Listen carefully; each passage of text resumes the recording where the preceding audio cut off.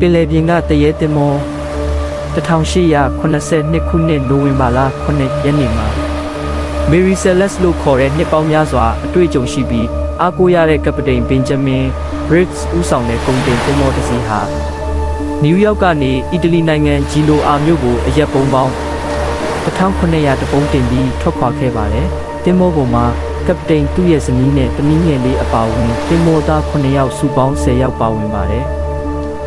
ခရီးစဉ်ဟာချောမွေ့နေခဲ့ပြီးအားလုံးဟာသူတို့ရဲ့ရည်မှန်းချက်ခရီးကိုစိတ်အေးလက်အေးမျှော်လင့်နေခဲ့ကြပါတယ်။ဒါပေမဲ့ဒီဇင်ဘာလ4ရက်နေ့မှာတော့ Tigre လို့ခေါ်တဲ့ဗြိတိန်သင်္ဘောတစ်စီးကပေါ်တူဂီကမ်းရိုးတန်းအနီးအတ္တလန္တိတ်သမုဒ္ဒရာထဲမှာလွင့်မျောနေတဲ့ Mary Celeste သင်္ဘောကိုတွေ့ရှိခဲ့ပါတယ်။ Tigre ရဲ့သင်္ဘောရဲ့ကပတိန်မော်ရယ်ဆာ Mary Celeste သင်္ဘောကိုသိနေတဲ့အတွက်ချင်းကပ်ကြည့်တဲ့အခါသင်္ဘောပေါ်မှာလူတစ်ယောက်မှမရှိတာကိုတွေ့ရပါတယ်။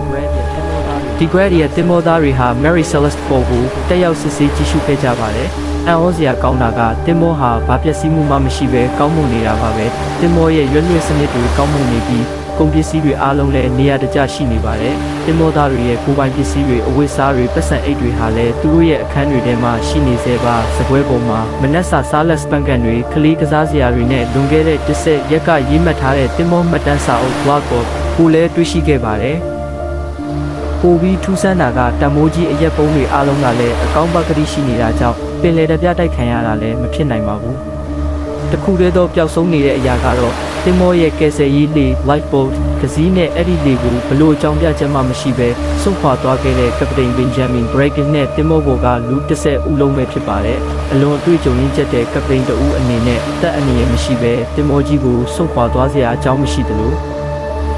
သူတို့အားလုံးဟာပင်လယ်ပြင်မှာအစအနက်မကျန်ပျောက်ကွယ်သွားခဲ့ကြပါတယ်။ဒီဖြစ်ရပ်ဟာနှစ်ပေါင်းများစွာကြာအောင်ပင်လယ်ရေကြောင်းသမိုင်းမှာအကြီးမားဆုံးနဲ့အပြေရှားမရဆုံးပဟေးလေးတစ်ခုအဖြစ်ကျန်ရှိနေခဲ့ပါတယ်။